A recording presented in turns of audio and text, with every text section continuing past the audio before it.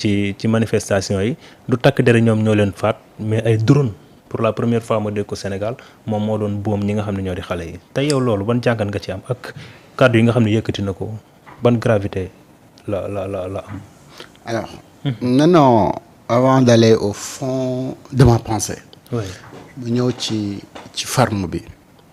émission bi fan la amee. mooy France.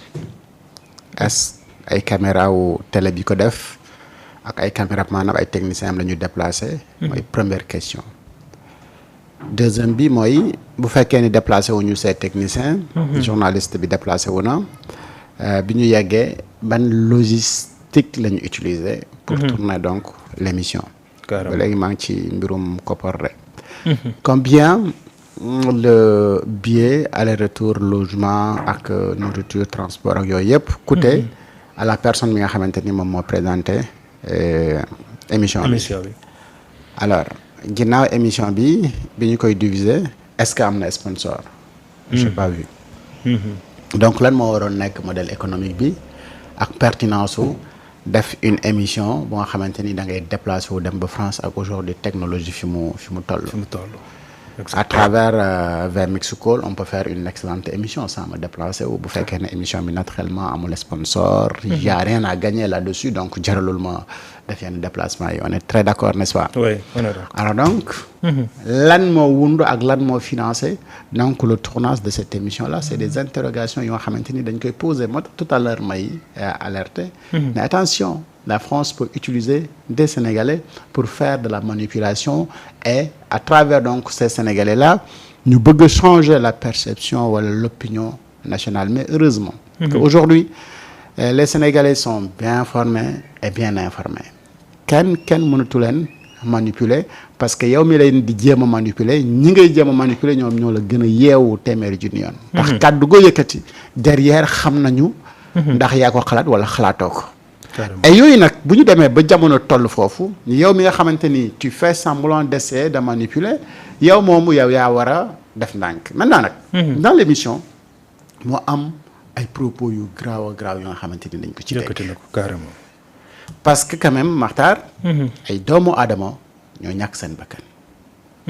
et doomu aadama yooyu noonu ce sont des Sénégalais ay drone yuy naaw ci kaw di dóor di rey ay nit dañoo mën a xàmmee takk der ak ku dul takk der.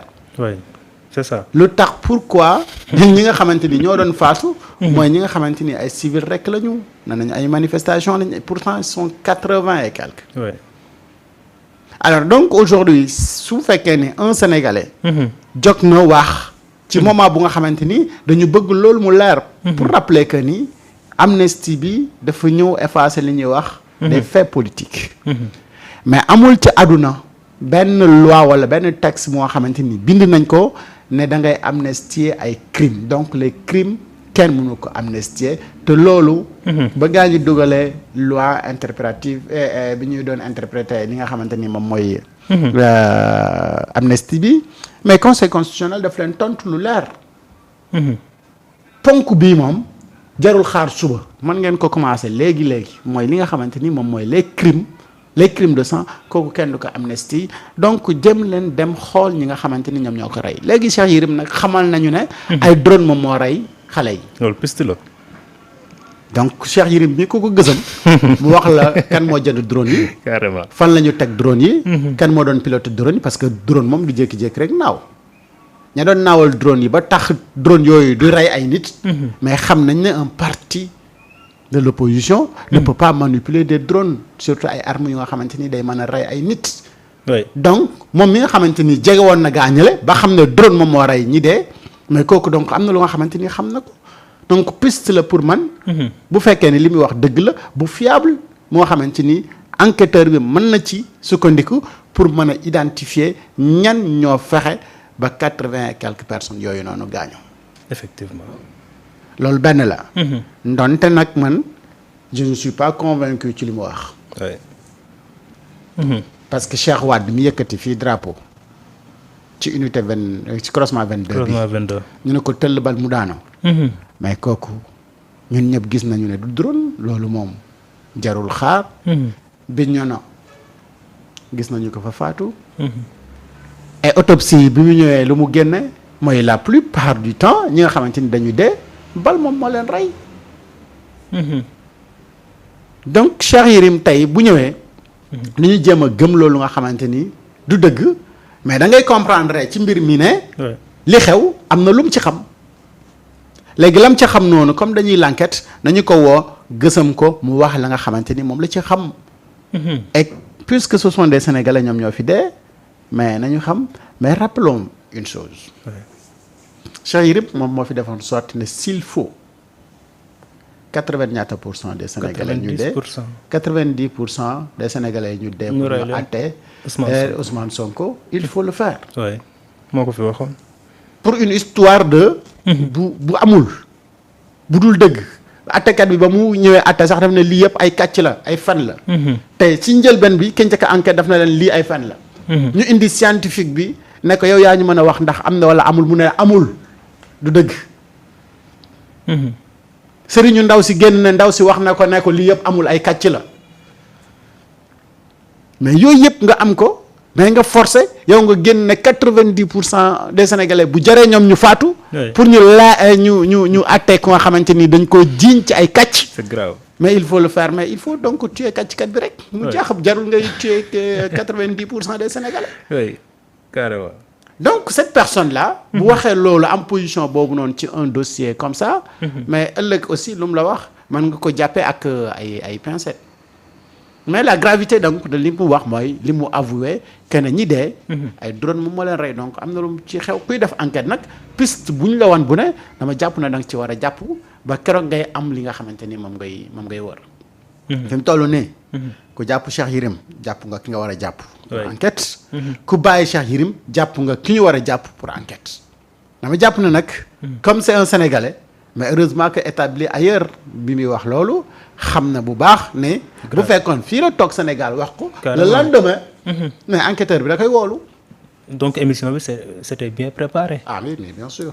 xam nañ li ñu waroon a wax li gravité bi mu am. non mais xam nga.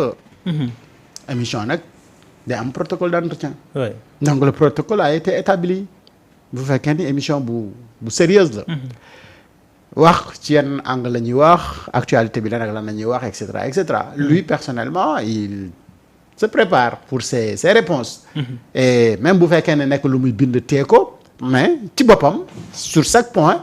xam na angle yi nga xamante ni moom lay répondre et donc ça a été préparé et naturellement avant de faire une telle émission. échanger nga ci ak yeneen i nit. ne tel jour je dois faire une émission.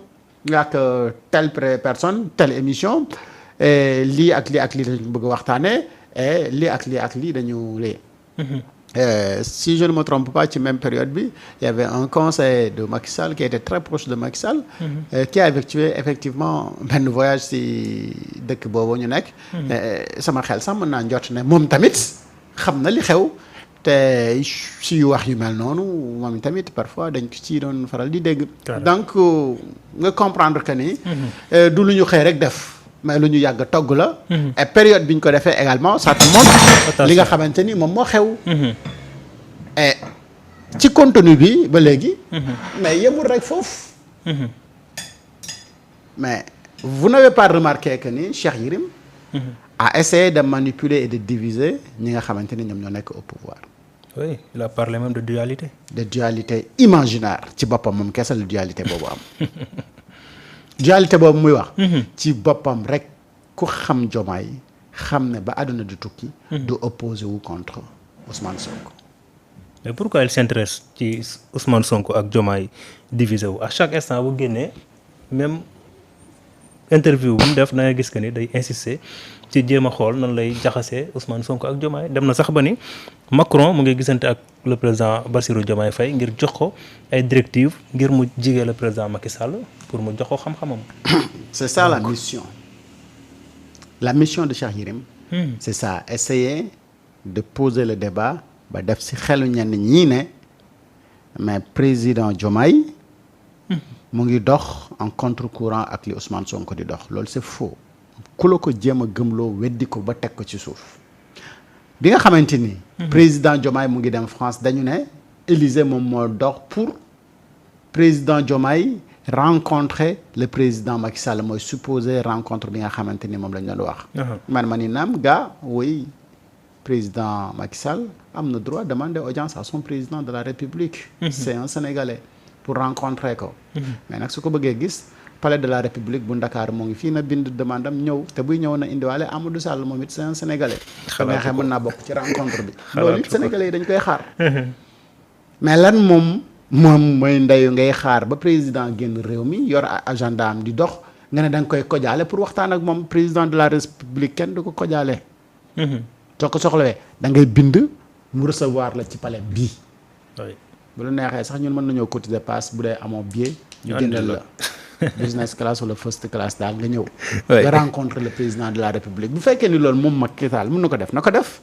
léegi lan mooy yoonu France ci diggante ku président war a gis ak ku mu gisul xam-xamu Macky Sall ak expérience am wax dëgg fa neex yàlla. Sénégal soxlawu ko.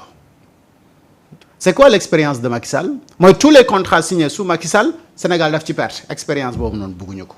carrément waxante dëgg. lan moom mooy expérience Macky Sall mooy dette cachée boobu soxlawuñu ko. lan moom mooy expérience Macky Sall mooy surfacturation surévaluation. lan mooy expérience Macky Sall mais xoolal ni ñu gaspiller l'argent du contribuable.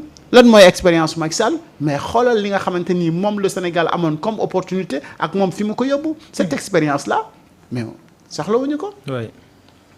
moo tax sama benn xarit bi ñu ko laajee moom daf ne dafa am problème sax ndax est-ce que Macky Sall dëgg-dëgg diplôme yi ñu koy waxal nii moom ay diplôme am la.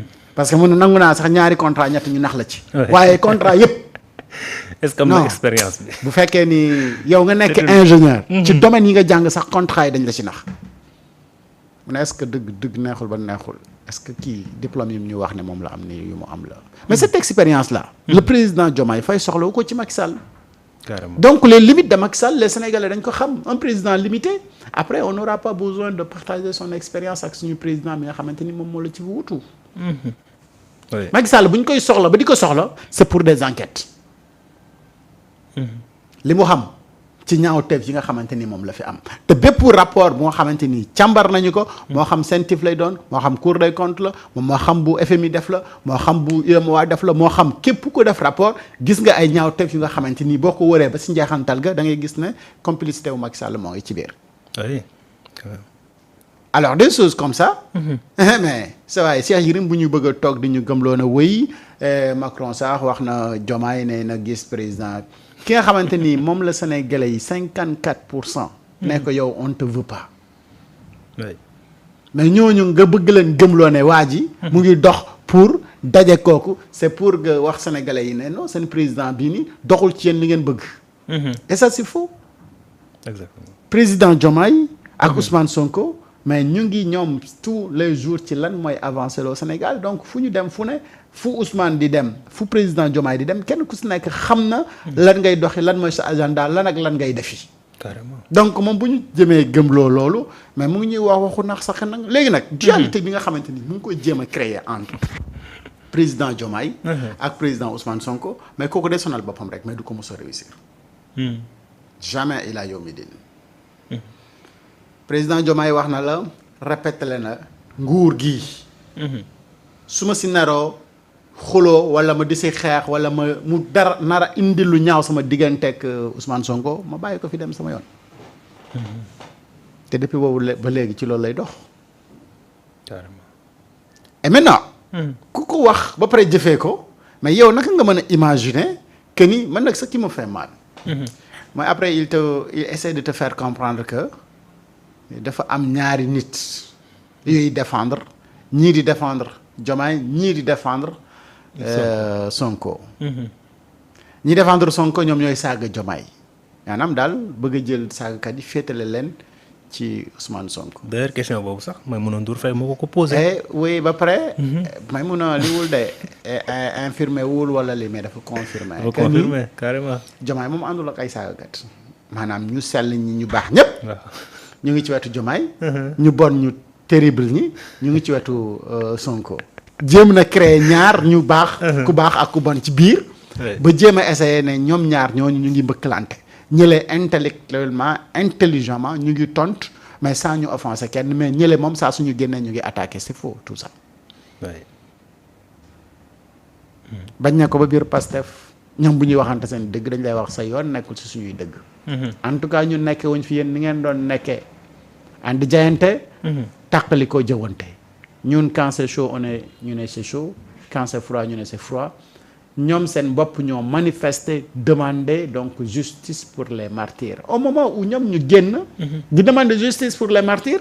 yow un journaliste tu te permets de sortir pour dire que ni hey gars yi ay drone moo leen rey. mais Ouais. tu les donnes raison donc justice pour les martyrs. puisque ay drone moo leen rey mais nañ ñu wax drone yi kan ak kan moo ko yoroon kan ak kan moo leen manipuler aussi simple que ça. Carrément. mais si bon xam nga Matar. parfois c'est un peu difficile. Oui. dans ce pays-là. de comprendre parfois yenn nit yi da nga doon xaar si ñoom. ñu wax luy jëriñ askan wi. Ouais. mais à chaque fois que bu ñu def sortie ñu wax lu nga xamante ni askan wi dañ leen ci continuer di leen ci xeeb. tax nag ñoom war nañu revoiraat seen copie. Carrément. et xam ne mbir yi ñoom fi ñu ko foogee woon parce que on est en 2025. léegi ñoom école yi ñu jànge woon leçon yi nga xamante ni dañu jànge woon yooyu valable tul Voilà bu la sulay. donc bu ñu essayé nekk fii nan ay politologue la ñu ak yooyu noonu.